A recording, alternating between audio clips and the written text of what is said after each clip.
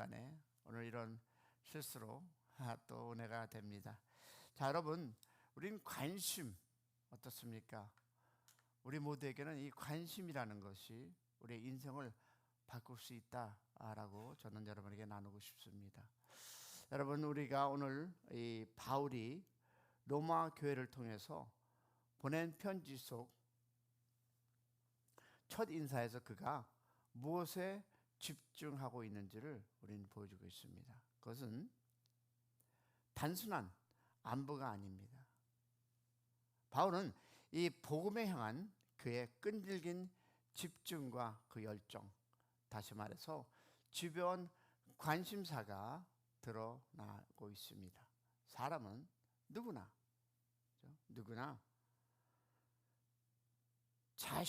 즉 자신의 관심사를 따라 살아갑니다. 여러분, 어떤 관심을 갖고 살아가는지 여러분 자신이 알고 있으리라 믿습니다. 그런데 우리 모두에게는 그 관심을 따라 살아가는데요, 어떤 사람들은 자녀의 교육에 관심, 또 어떤 이는 성공에, 그리고 어떤 이는 건강이나 재정에 깊은 관심을 가지고 살아가는 것을 우리는 볼 수 있습니다. 그런데 바울은 그 관심이 세상적인 것이 아니라 하나님의 나라와 복음을 향한 집요한 열정으로 타오르고 있음을 오늘 성경을 통해서 우리는 발견할 수 있습니다. 여러분, 어떤 열정으로 여러분 살아가고 계십니까?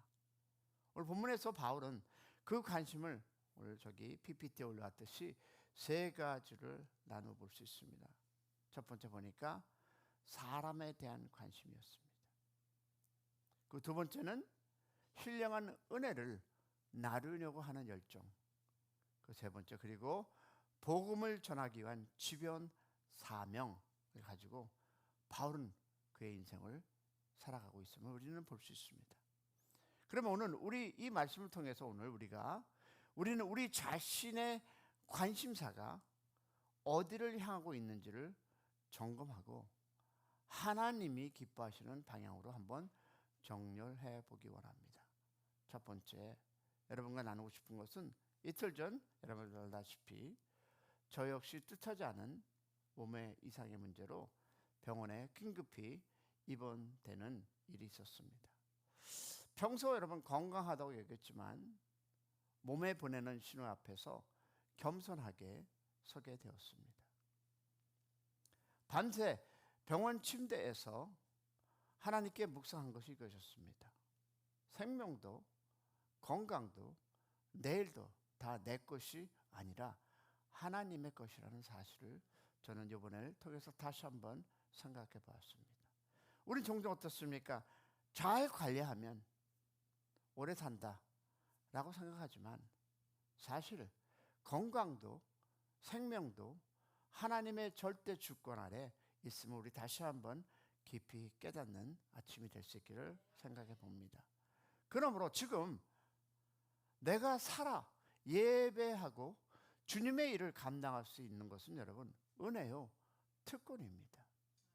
여러분, 그리고 그것이 복음의 사명을 더욱 진지하게 붙드는 계기가 저에게는 다가왔습니다. 우리는 많은 것들을 원하고 삽니다. 그러나 여러분 기억하시기 바랍니다. 우리의 생명조차도 우리의 건강도 하나님의 주권에 있을 수 있으므로 바울의 고백처럼 여러분과 내가 이 복음을 위해서 헌신하고 복음 위에 여러분의 삶을 다시 한번 정비하는 시간이 되었으면 좋겠습니다. 오늘 보니까 이 사람에 대한 집요한 관심을 볼 수 있습니다. 오늘 말씀 보니까 첫째, 내가 예수 그리스도 말미암아 너희 모든 사람을 인하여 내 하나님께 감사함은 너의 믿음이 온 세상에 전파됩니다. 그러면 이 오늘 근데 8절을 보니까 바울은요, 로마 교인들의 이 믿음이 온 세상에 알려지는 것에 대해서 감사하다고 표현합니다. 바울은 아직 그들을 만나본 적도 없었습니다. 이미 깊은 관심과 애정을 가지고 있었습니다. 단지 글 몇 줄을 전하는 그런 관심이 아니었어요. 어떻습니까? 그는 보니까 밤낮으로 쉬지 않고 하나님 앞에 그들을 위해서 기도하고 있다라고 라고 말씀합니다. 자, 여러분, 이것이 바로 복음 안에서 맺어진 관계의 깊이입니다. 혈연보다 진한 관계, 복음으로 믿어진, 즉 이어진 그 믿음의 공동체에 대한 사랑입니다. 바울은 사람을 사랑했습니다. 단지 일반적인 사랑이 아니라 그들의 영적 상태, 믿음의 성장, 하나님의 관계 회복을 대해서 집요한 관심을 가지고 있습니다. 우리는 어떻습니까? 오늘날 우리도 마찬가지가 되지 않을까요? 여러분, 교회 안에서 함께 예배 드리는 지체들에 대한 단순한 그 모닝, 아침 이상, 그 인사 이상으로 진심 어린 여러분 관심사를 갖고 있습니까?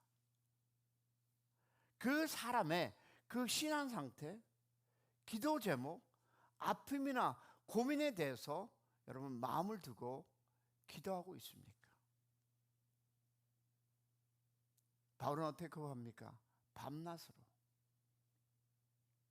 여러분, 바울은 이 복음 전파 이전에 늘 증보 기도자로 섰고 그 마음은 사랑의 열매였습니다. 우리도 그런 기도를 해야 하실 것 같습니다. 주님, 저에게도 바울처럼 누군가를 위해서 밤낮으로 기도할 수 있는 사랑을 주시옵소서. 그리고 무엇이었을까요? 이것을 더욱 건강하게 하기 위해서 여러분, 우리가 무엇을 준비하고 있습니까? 우리는 목장 모임을 시작하려고 준비하고 있습니다. 목장에는 여러분 단순한 친교가 아니라 말씀을 나누고 기도하고 위로하며 서로를 세워가는 작은 교회를 경험해 되리라 소망해 봅니다. 여러분, 작은 목장 안에서 한 사람 한 사람을 위한 바울의 기도처럼 우리도 진심으로 서로를 품고 기도하는 그런 목장이 될 수 있기를 소망해 봅니다. 바울처럼 우리 교회도 사람을 향한 집요한 관심, 그것도 복음 안에서 관심을 가지고 회복하는 그런 역사가 일어나기를 소망해 봅니다. 오늘 우리가 나눌 수 있는 가장 큰 사랑은 여러분 기도입니다. 저는 그래서 여러분과 한번 이런 기도를 했으면 좋겠습니다. 주님, 나도 바울처럼 형제의 영혼을 위해 밤낮으로 중보하는 사람이 되게 하여 주시옵소서.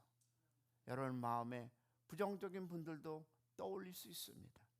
근데 여러분 아십니까? 그 사람이나 우리나 같은 하나님 안에서 형제 자매임을 기억하시고 그들을 위해서 더욱 기도하는 여러분의 삶이 될 수 있기를 소망해 봅니다. 아멘이 없습니까? 사랑하는 여러분, 그리고 우리가 중요한 것은 두 번째입니다.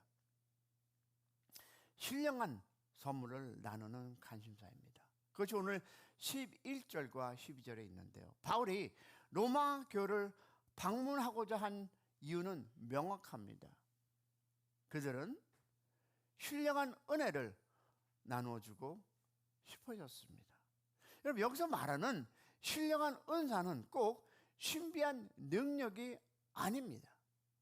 바울이 가진 이 말씀의 이 통찰력을 보면 복음의 깊은 진리, 그리고 기도와 격려와 간증, 그리고 all of that, 그것을 그는 전하고 싶었던 것입니다. 이 말은 곧 그는 복음을 전하는 자이기 전에 먼저 나누고자 섬기는 자였다는 사실을 우리는 본문을 통해서 볼 수 있습니다.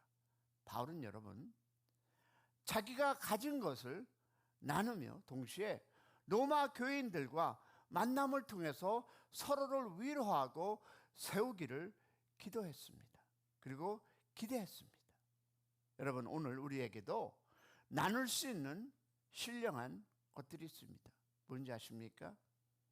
첫 번째, 나의 기도입니다.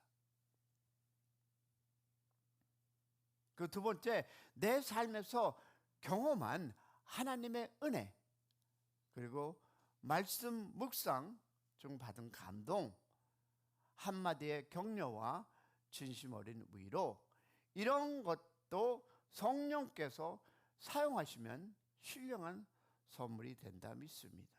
이것이 우리가 작은 이 모임을 통해서, 이 모임의 목장을 통해서 그런 거를 나누고 또 그것을 우리가 기도하고 또 나누러 간증할 때 말씀의 안에서 그런 기쁨이 목장을 통해서 일어날 수 있기를 소망합니다. 여러분, 이것이 바로 신령한 선물입니다. 그래서 저는 여러분에게 묻습니다. 나는 무엇을 나누고 있습니까? 여러분은 무엇을 나누면서 살아가고 계십니까? 또 하나 질문해 볼까요? 나는 교회 안에서 누구에게 복이 되고 있습니까? 우리는 잘하는 사람에게 잘할 수 있습니다. 그러나 나에게 어려움을 주는 사람에게, 그를 위해서 여러분 기도하십니까? 나는 교회에서 정말 내가 그들에게 복을 나누고 있습니까? 여러분, 신령한 것은 쌓아두는 것이 아닙니다. 신령한 것은 여러분 흘러보낼 때 그 가치를 발휘한다. 할렐루야. 그러면 세 번째 볼 텐데요, 이 밖을 향한 집요한 관심입니다. 다시 말해서 오늘 보니까 13절과 15절은 복음 전파였습니다. 바울은 자신을 복음의 빚진 자라고 고백합니다. 여러분, 우리도 복음의 빚진 자 아닙니까? 맞습니까? 그러면 그는 자신이 예수님께 받은 그 은혜가 너무 커서 그 은혜를 가만히 담아둘 수 없었고 세상 끝까지 나누지 않으면 견딜 수가 없었던 이 바울. 여러분, 바울이 이 복음 전파는 단지 사명이 아니라 내적 부담감, 깊은 빚진 자의 고백에서 비롯된 것입니다. 그는 그리스도께 진 빚을 그리스도를 모르는 세상에 갚고자 했습니다. 여기 보니까 헬라인이든 야만이든 내가 아무리 미워하는 사람이든 지혜가 있는 자든 없는 자든 모든 사람에게 복음을 전하려 했습니다. 여러분, 이것이 예수님의 마음 아닐까요? 여러분은 어떻습니까? 나는 저 사람이 싫고 나는 저 그룹이 원치 않고 복음엔 그것이 없다는 것을 기억하시기 바랍니다.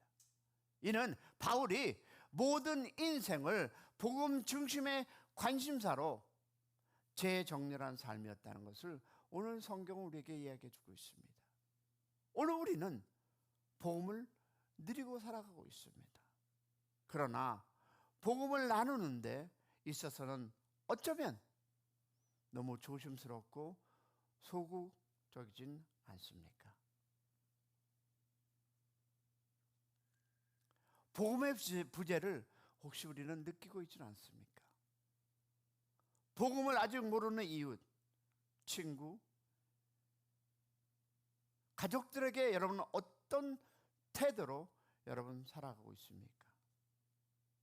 이제는 누가 하겠지라는 생각에서 벗어나는 여러분이 될 수 있기를 소망해 봅니다.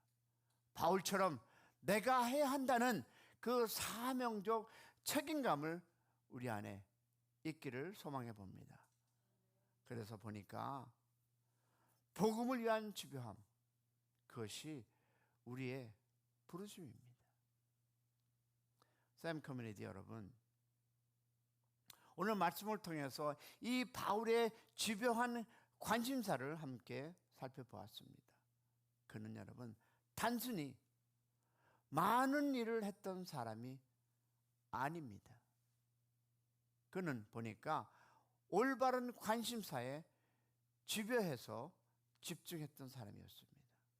첫 번째 보니까 사람을 사랑으로 하는데 그는 집요했습니다. 그리고 두 번째 보니까 신령한 은혜를 나누는데 열정이 있었고요. 세 번째 보니까 복음을 전하는 일에는 눈에 뵈는 것이 없이 달려갔습니다. 우리는 그런 사람이 될 수 있기를 소망해 봅니다. 내가 예전에 이런 삶을 살았기 때문에 그 삶에서 벗어나는 길 하나가 복음을 위해서 눈에 뵈는 것 없이 달려가는 그런 결단을 하시기를 소망해 봅니다. 저도 여러분에게 이 말씀을 전하면서 그런 사람이 다시 한번 될 수 있기를, 왜? 전에 제가 그랬거든요. 다시 한번 우리 모두가 복음을 위해서 옛것을 떨쳐버리고 여러분 뵈는 것 없이 달려가는 여러분의 관심을 갖기를 소망해 봅니다. 왜? 오늘 우리는 어떤 관심을 가지고 살아가고 있습니까? 가정, 일터, 자녀, 건강 다 중요합니다. 그러나 그 모든 것 위에 복음의 관심사를 올려놓을 수는 없겠습니까? 이제 여러분 결단하기 원합니다. 주님, 정말 복음을 위해서라면 눈물로라도 무시당해도 외면받아도 좋습니다. 저는 진짜 집요한 사람, 복음을 끝까지 붙드는 사람이 되겠습니다 라는 결단 어떻습니까? 여러분, 생크민들은 작습니다. 그러나 이 바울의 집요함을 품은 한 사람 한 사람을 통해서 큰 일을 하는 역사가 우리 교회에 함께하기를 소망해 봅니다. 오늘도 우리 안에 복음을 향한 열정이 타오르는 그런 새벽, 그런 아침이 될 수 있기를 소망해 봅니다.